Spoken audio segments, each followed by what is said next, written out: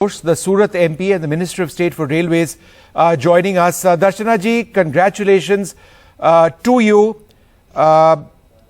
160 seat 158 right now, शायद 160 तक पहुंच जाएंगे बीजेपी गुजरात में। आपके अनुसार ये रिजल्ट्स आप एक्सपेक्ट कर रहे थे या इससे कम, इससे ज्यादा? नहीं, हम लोग सोच रहे थे, हमें भरोसा था और जो सोचा था, जो मेहनत करी थी, उसी के आधार पर हमें परिणाम मिलता है।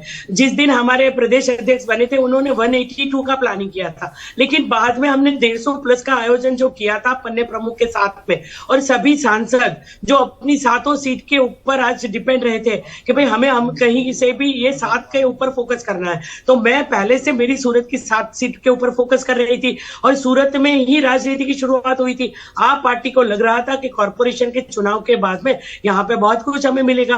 प्रदेश अध्यक्ष भी यहाँ पे आ गए, केजरीवाल जी भी इतनी बार आ गए, और उनको लग रहा था कि ये कॉर्पोरेशन में जो बदलाव आया था या कुछ क्षणिक उनको जो फायदा हो गया था वो हम लोग इसमें आगे लेके जाएंगे। लेकिन उसी समय से हमारी शुरुआत थी डबल इंजन के साथ में, कॉर्पोरेशन में ट्रिपल इंजन की सरकार यहाँ बहुत अच्छे से काम रही है। ट्रिपल इंजन, डबल इंजन नहीं, ट्रिपल इंजन जो है, और डेवलपिंग स्टेट के नाते और डेवलपिंग सिटी के नाते हम सबकी जिम्मेदारी थी कि यहाँ पे सबका फोकस होगा, तो उसका परिणाम तो 100% लाना था।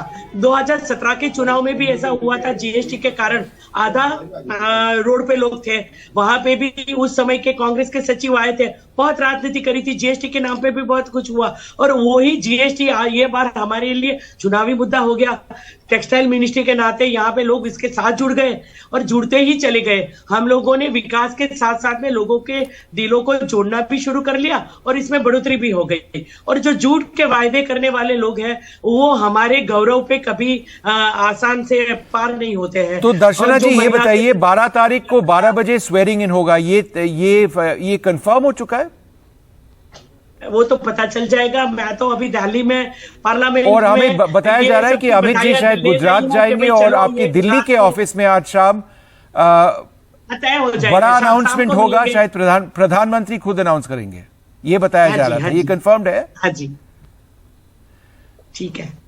नहीं दर्शना जी ये बताइए, आपके जो नतीजे रहे गुजरात में, ये आपके ख्याल से ये प्रधानमंत्री मोदी के लिए, उनके फेस के लिए, उनका फिगर के लिए, या भूपेंद्र पटेल के लीडरशिप के लिए भी शायद कुछ बताना चाहिए?